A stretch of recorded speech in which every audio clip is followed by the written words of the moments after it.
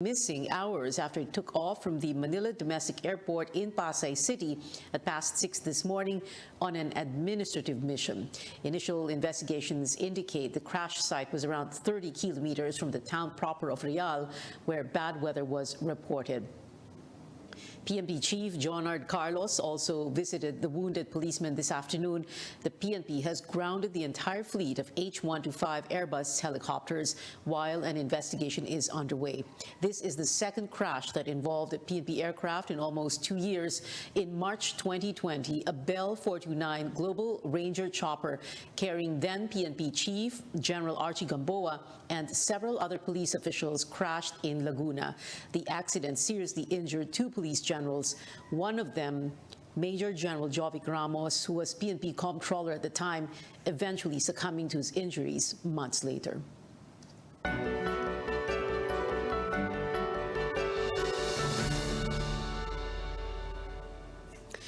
There are over 1,400 additional COVID-19 infections today. This is so far the lowest daily fresh cases recorded this year and the third day in a row the tally fell below 2,000. The independent Octa Research Group estimates of today's figure, more than 300 are from Metro Manila. Meanwhile, active cases dropped to 58,657, excluding data from 5 laboratories. Nearly 3,300 patients recovered, 79 others died. The positivity rate, or the percentage of people who test positive for COVID-19, stands at 7.5%. Octa has said a positivity rate of 5% or below is an acceptable figure under the World Health Organization's standards. Now, with the improving COVID numbers, Octa also says Metro Manila's shift to the lowest alert level is possible.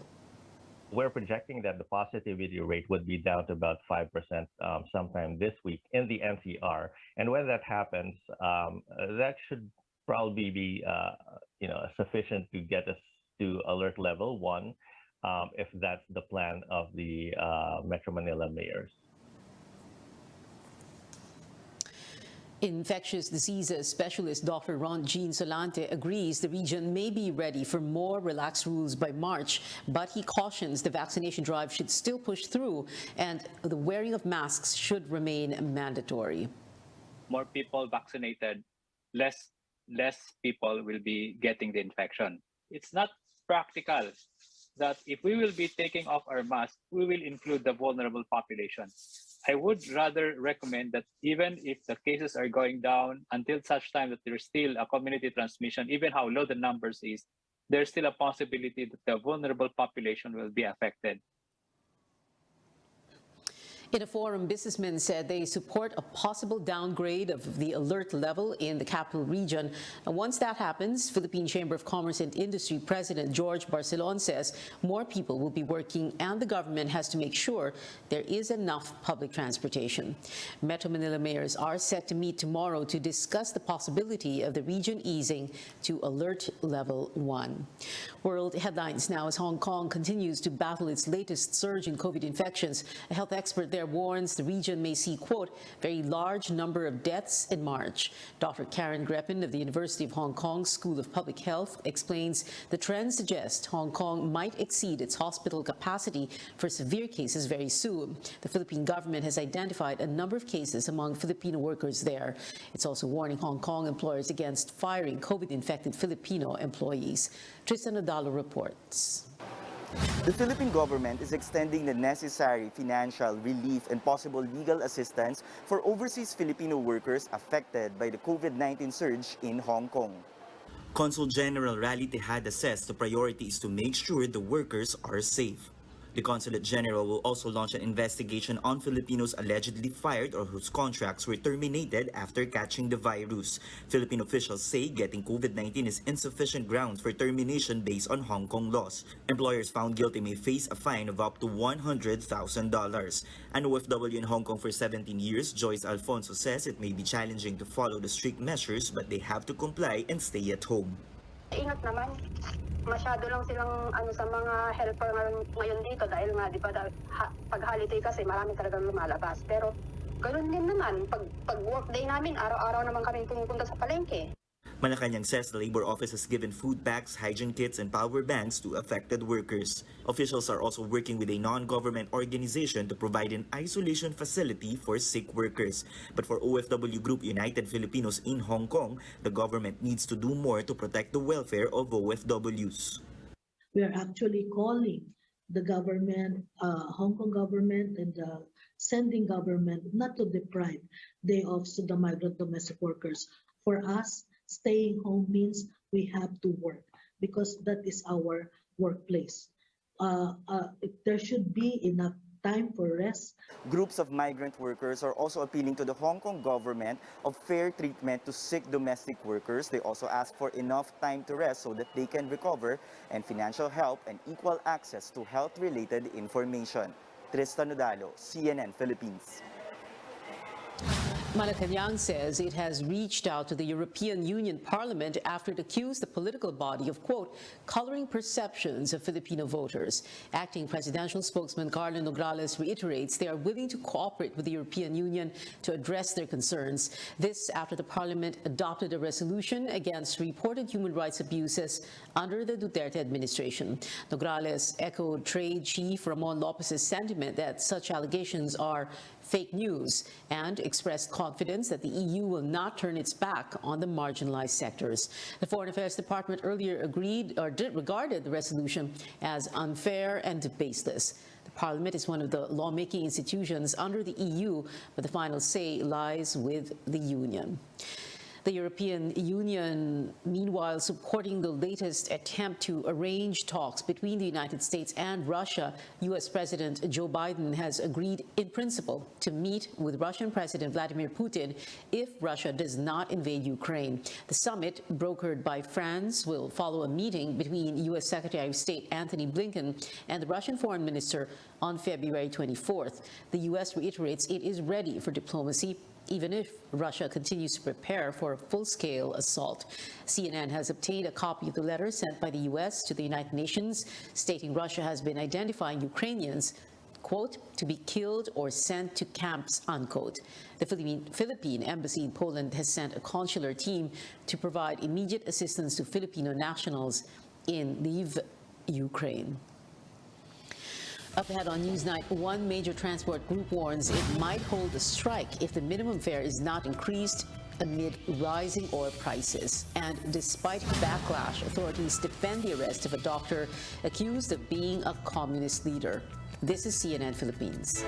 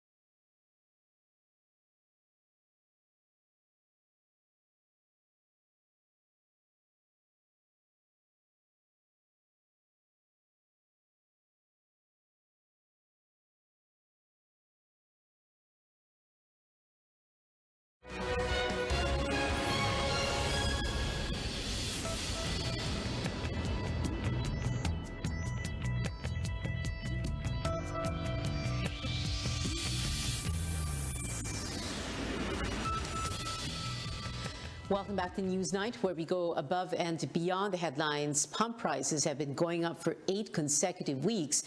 And as Amor Santos reports, a group may be forced to stage a transport strike if the government doesn't heed its call for a fare increase. Wala na kami may kita namin dahil napupunta lang talaga sa krudo. Tiyaga-tiyaga na lang para lang mabiling bigas. Kung hindi tataasan ang diesel, kahit di magtaas ng pamasahe. These jeepney drivers are calling for a fare increase as the rise in fuel prices continues unabated. The LTFRB held a dialogue with some transport groups last week. One Utak, Pasang Mazda, Alto DAP, and Acto want a 5 peso increase in the minimum fare for jeepneys in Metro Manila, Central Luzon, and Calabarzon. Ahead of the hearing on March 8, transport leaders plead for a 1 peso adjustment in the meantime. i-grant yun na yung 10 piso sapagkat napakabigat na ng halaga ng diesel ngayon. But the group Liga ng Transportasyon at Operators sa Pilipinas or LTOP says the government has not paid attention to an earlier petition they filed in October.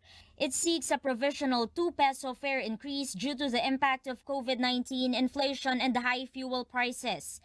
LTOP warns they might be forced to stage a transport strike, where thousands of jeepney and UV Express drivers will protest not just the pending petition, but also the policies plaguing the transport sector.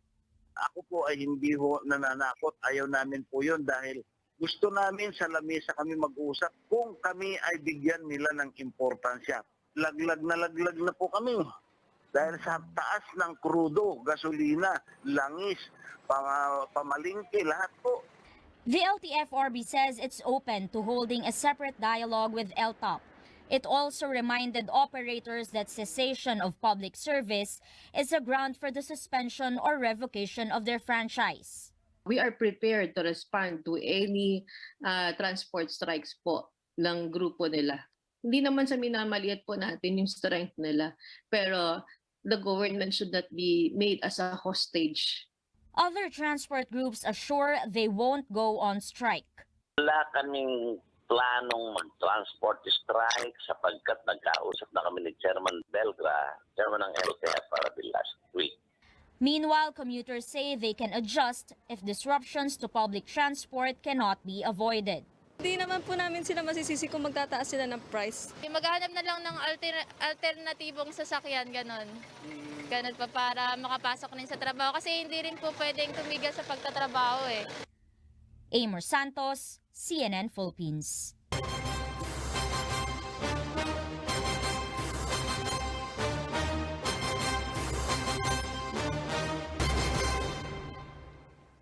Face shields are no longer required in the upcoming polls in areas under Alert Level 3 or lower. That's according to the Commission on Elections' new normal manual in line with the IATF's guidelines. The use of face shields is voluntary except in hospitals and areas under Alert Level 4 or higher. The face mask mandate remains, as well as 1 meter physical distancing and other minimum health protocols. Voters are also required to go through a temperature check before entry. Those found to have body temperatures higher than 37.5 degrees Celsius will be led to an isolation polling place as a precaution against COVID-19. Marshals will be on standby while regular disinfection of shared marking pens and waiting areas will be carried out. The country's largest labor group backs the tandem of former Senator Bongbong Marcos and Davao City Mayor Sara Duterte. The Trade Union Congress of the Philippines says the choice to support Marcos and Duterte was a majority decision of workers across the country based on a series of online and face-to-face consultations that began late last year. Vice President Leni Robredo gets the endorsement of former senators and government officials. Former Senators Rodolfo Biazon, Ramon Magsaysay Jr., Sergio Osmeña III, and Wigberto Tañada were among those who signed a joint statement in support of Robredo. They say Robredo has demonstrated the qualities needed in the country's next top leader in the 6 years of her vice presidency, such as being action-oriented, inclusive, and decisive.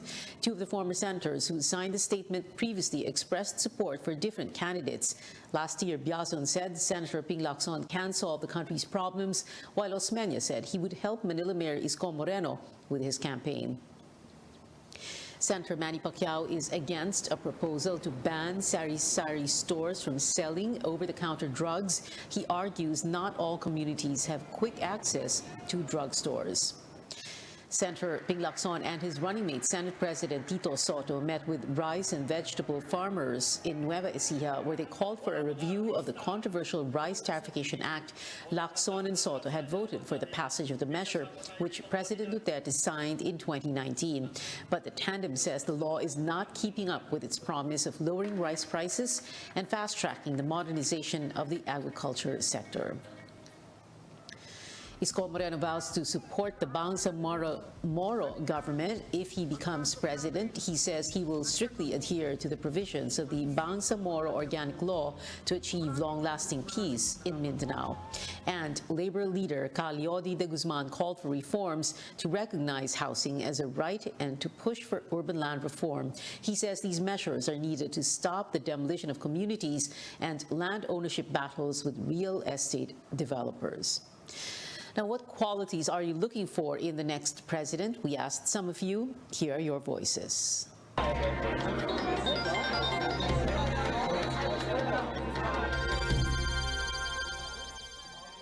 Siyempre, kailangan nandyan yung mapagkakatiwalaan, yung alam niya kung ano yung dapat gawin sa bansa natin sa mga problemang kinakaharap ng bansa natin dahil sa pandemya, sa mga... Marunong siyang kumilala ng yung mga dapat gawin na tama sa bansa natin. Yung malinis yung track record, yung mas makikita nating reliable kumpara sa other candidates. Syempre yung bilis kilos talaga. Yung talagang may plataforma talaga siya sa bansa na nakikita namin talaga na magagawa talaga niya. Hindi lang sa sinasabi lang na kaya niyang gawin, pero yung talagang may nagagawa talaga. Pare-parehas lang lahat sila ng sinasabi na ganun. Siguro ang hinahanap ko sa susunod na presidente ng Pilipinas ay yung talagang makakatulong sa pag-unlad ng bansa natin. Yun lang naman pinakamahalaga.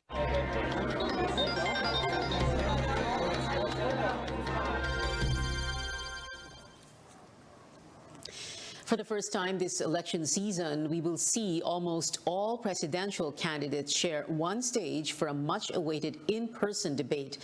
9 out of 10 candidates are joining the CNN Philippines presidential debate on February 27, Sunday, at the University of Santo Tomas in Manila. They are Ernesto Abella, Leody de Guzman, Isko Moreno Domagoso, Norberto Gonzales, Ping Lacson, Faisal Mangundato, Jose Montemayor Jr., Manny Pacquiao, and Lenny Robredo.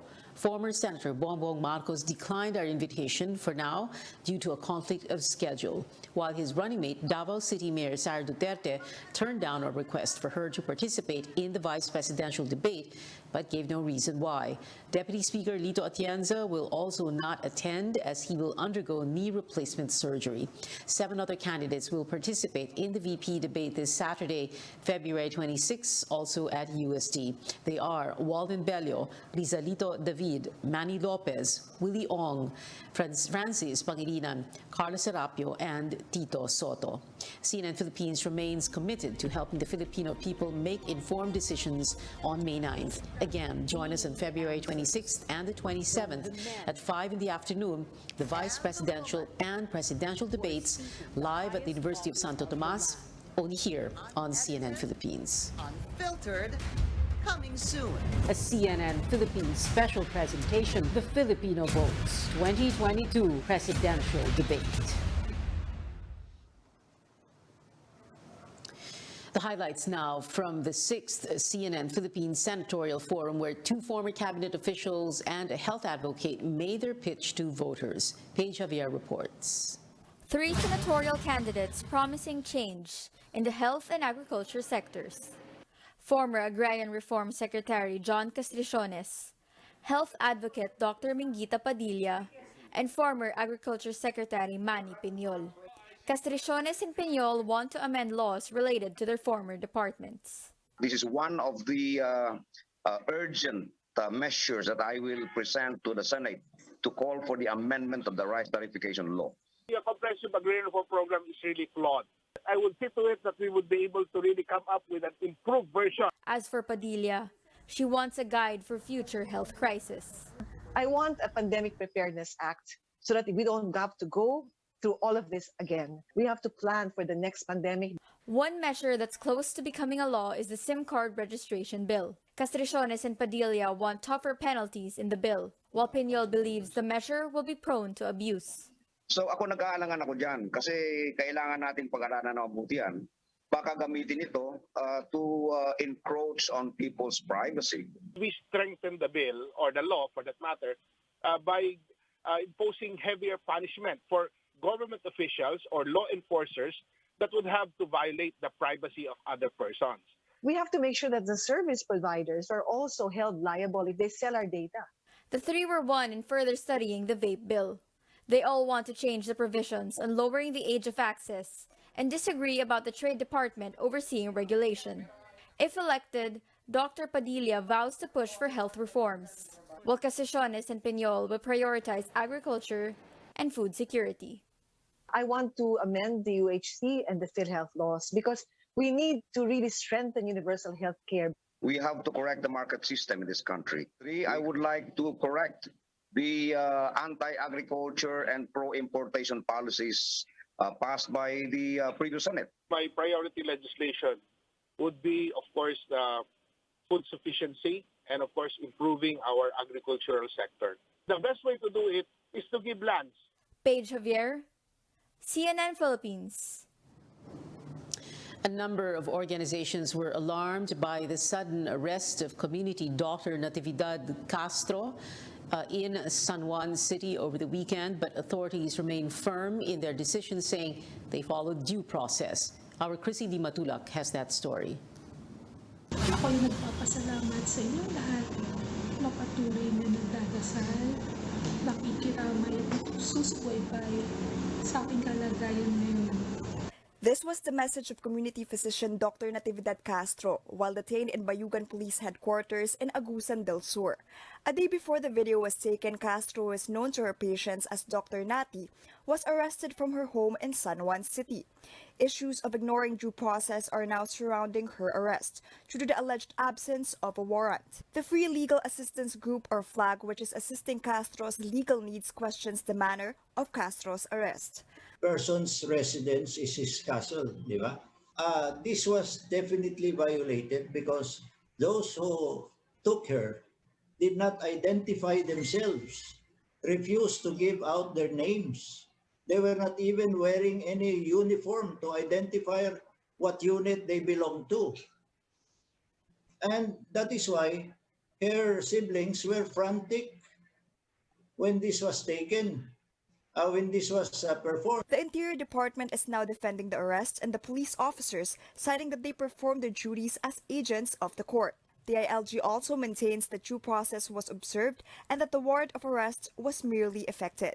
According to Regional Task Force to End Local Communist Armed Conflict spokesperson Chris Gonzalez, they have enough evidence to prove that Castro was involved in recruiting communist members and collecting funds for rebel groups.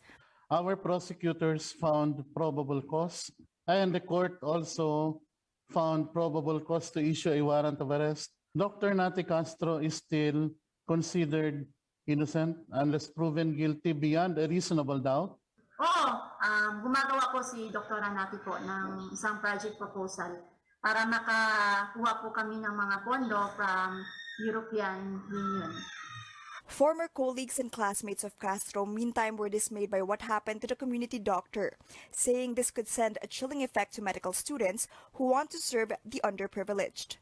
If doctors are harassed for serving the people this way, this will discourage medical students from becoming primary health physicians. Before settling down in her family's home in Metro Manila, Castro was formerly based in Agusan del Sur and Agusan del Norte since 1990. The Commission on Human Rights is also launching its own investigation on possible violations of due process and the arrest of Castro. Chrissy Di Matulak, CNN Philippines. We'll take a short break, and when we return, Team LeBron faced Team Durant in today's NBA All-Star Game. Find out which squad came out on top. And taking over Twitter trends, the game's impressive plays and a record-breaking feat for the king of threes. You're watching CNN Philippines.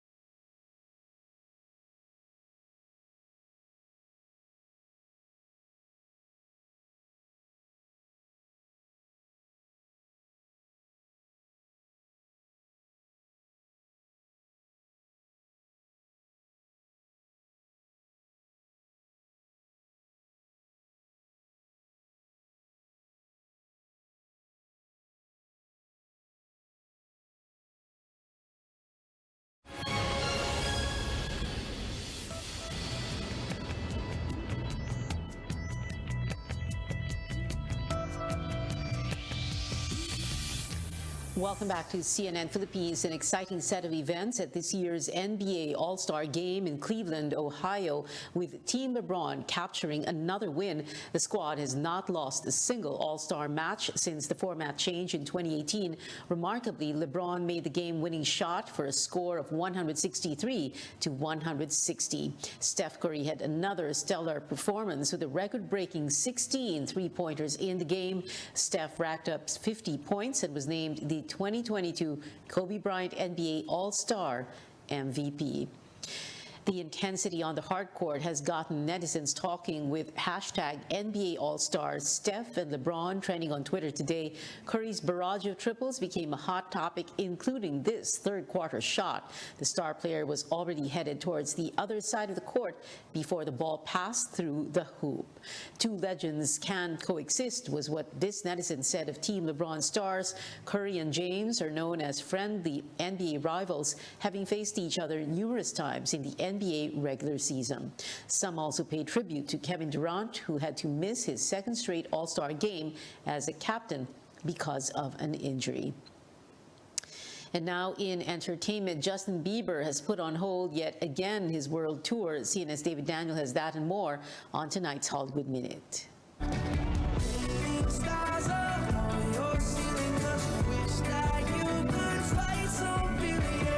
Justin Bieber's Justice World Tour is on pause after his team was hit by COVID-19. Bieber himself reportedly is among those who've tested positive. He postponed Sunday's Las Vegas concert until late June. The tour just began last Friday after a nearly 2-year delay due to the pandemic. How fabulous to When Helen Mirren receives the SAG Life Achievement Award this weekend, it'll be presented by a fellow Brit with almost as many awards as Mirren. Kate Winslet will do the honors at Sunday's ceremony. She's won 3 SAG awards so far, to Mirren's 5, and is up for another this year for Mayor of Easttown. The Riddler is asking for you. The Batman is getting a box office boost that even Spider-Man No Way Home did not, a Chinese release date. The Batman is scheduled to debut in China March 18th, 2 weeks after its U.S. release. It'll be the first Hollywood superhero movie to play in Chinese theaters since Wonder Woman 1984. In Hollywood, I'm David Daniel.